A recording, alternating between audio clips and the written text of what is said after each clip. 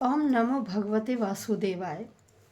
साधकों, यह नव वर्ष 2025 आप सबके लिए मंगलमय रहे और हम इसी प्रकार से श्रीमद् भगवद गीता के रस का पान करते रहें। हर व्यक्ति के घर में कुशल मंगल रहे, किसी भी प्रकार की अनहोनी न हो, ऐसे हम ईश्वर से कामना करते हैं। तो आइए हम श्रीमद् भगवद गीता के अष्टम अध्याय भगवत प्राप्ति का श्रवण कर रहे हैं। आज हम अष्टम अध्याय के अंतिम श्लोक संख्या 28 का श्रवण करेंगे। अभी हमने 2 या 3 जो वीडियो थी उनमें देखा कि दोनों रास्तों के बारे में बताया गया है। एक है आपका चंद्रलोक और दूसरा है सूर्यलोक। जो इन लोकों को प्राप्त करके भगवान के पास पहुंचते हैं, जो चंद्रलोक में जाते हैं, वह बार बार इस संसार में जन्म लेते हैं और मृत्यु और जन्म के आवागमन में लगे रहते हैं। लेकिन जो व्यक्ति चंद्रलोक को प्राप्त न करके भक्ति भाव से, निष्काम भाव से उस ब्रह्मलोक, ब्रह्मधाम, गोलोक को प्राप्त कर लेते हैं, वह व्यक्ति जो शुक्ल पक्ष में अपना शरीर छोड़ते हैं, भक्ति भाव में रहते हैं, निष्काम भाव से कर्म करते हैं, वह इस संसार में बार बार जन्म नहीं लेते। वह उस गोलोक अर्थात जो भगवान का वृंदावन धाम है, जो यहाँ इस संसार में भी एक धाम है, उसका नाम भी वृंदावन है। वह वहाँ पहुँचकर जो नित्य आनंद है, उस आनंद की प्राप्ति करते हैं। यह आनंद हमें केवल उस भक्ति भाव से ही प्राप्त होता है। उस भगवान के आनंद के आगे जितने भी हमारे ये सांसारिक मोह माया के कार्य हैं, वह सब फीके पड़ जाते हैं। और आज भी इस श्लोक संख्या 28 में यही बताया गया है कि जो व्यक्ति वेदों का अध्ययन, तपस्या, दान आदि कार्य करता है, सकाम भाव से इन कार्यों को करता रहता है, तो वह व्यक्ति क्या है, वह ब्रह्मलोक को प्राप्त करता और आवागमन में लगा रहता है। लेकिन उनमें से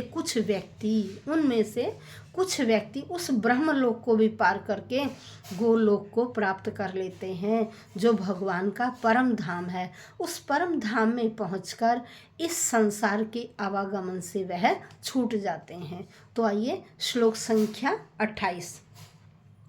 वेदेषु यज्ञेषु तपःसु चैव दानेषु यत् पुण्यफलं प्रदिष्टम् अत्येति तत् सर्वमिदं विदित्वा योगी परम स्थानम उपैति चाद्यम।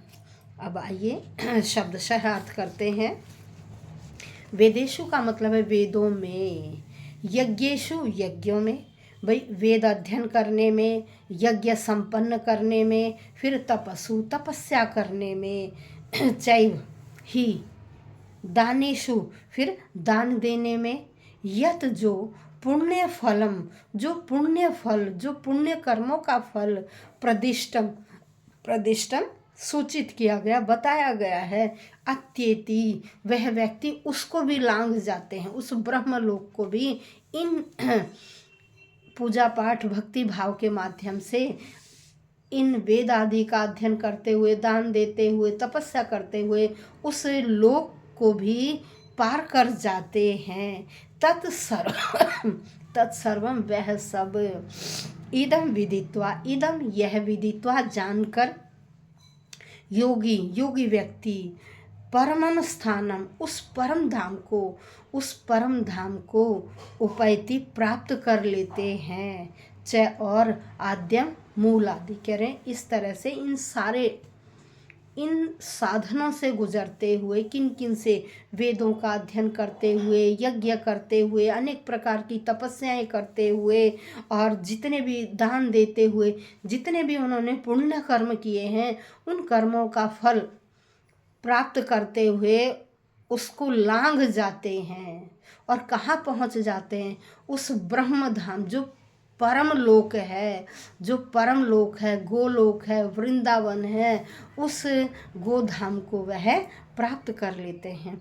यहाँ श्री कृष्ण कहते हैं कि देखिए, जो व्यक्ति भक्ति मार्ग स्वीकार करता है, वह वेद अध्ययन, तपस्या, दान, यज्ञ आदि जो करता है उनके कर्म फलों से वो वंचित नहीं होता, उन्हें प्राप्त करता है। उन्हें प्राप्त करते हुए ही वह अपने कार्य करने में लगा रहता है, किसी प्रकार के स्वार्थ की चिंता नहीं करता, पर हित के लिए कार्य करता है, निष्काम भाव से काम करता है और वह इन सब को संपन्न करता हुआ वह गोलोक को या परम धाम को प्राप्त करता है और बार बार इस जन्म मरण के चक्कर से वह छुटकारा पा लेता है। देखिए, गीता के 7वें अध्याय और 8वें अध्याय में भक्ति मार्ग के बारे में ही बताया गया है कि हम इस भक्ति के माध्यम से ही भगवत प्राप्ति कर सकते हैं, उस परम लोक को प्राप्त कर सकते हैं यदि हम निष्काम भाव से कार्य करते रहेंगे और जितने भी हमारे कर्तव्य हैं हम अपने कर्तव्यों को पूरा करते हुए, अपने स्वार्थ की चिंता न करते हुए, पर हित करते हुए हम इस संसार से जाते हैं तो हम किस लोक को प्राप्त करते हैं? गोलोक को प्राप्त करते हैं, जिसे वृंदावन भी कहा जाता है, गोधाम भी कहा जाता है। और इस संसार में हमारे भारत में जो गोधाम है उसका नाम क्या है? वह है वृंदावन। व्यक्ति, ऐसे योगी व्यक्ति वहाँ पहुँचकर नित्य आनंद को प्राप्त करते हैं, भक्ति भाव से भक्ति करते हैं, भगवान की परम भक्ति में लगे रहते हैं। और हम भी अपने प्रतिदिन के कार्य करते हुए निष्काम भाव से कर्म करें और उस भगवान को अवश्य याद करें। निष्काम भाव से भक्ति करते हुए हम भी ईश्वर के उस कृष्ण भावना भावित अमृत को प्राप्त कर सकें, मेरी ऐसी कामना है। हम सभी इस प्रकार से निष्काम काम करते हुए, बिना स्वार्थ के कार्य करते हुए, दूसरों की भलाई करते हुए, अपने कर्तव्यों का पालन करते हुए यदि हम इस प्रकार के कार्य करते जाएंगे तो हमें भी एक दिन उस परम धाम, उस गोलोक वृंदावन धाम की प्राप्ति अवश्य होगी, तभी हमारा जीवन सार्थक होगा। ऐसा हम ईश्वर से कामना करते हैं और यह नव वर्ष आप सबके लिए मंगलमय रहे। धन्यवाद।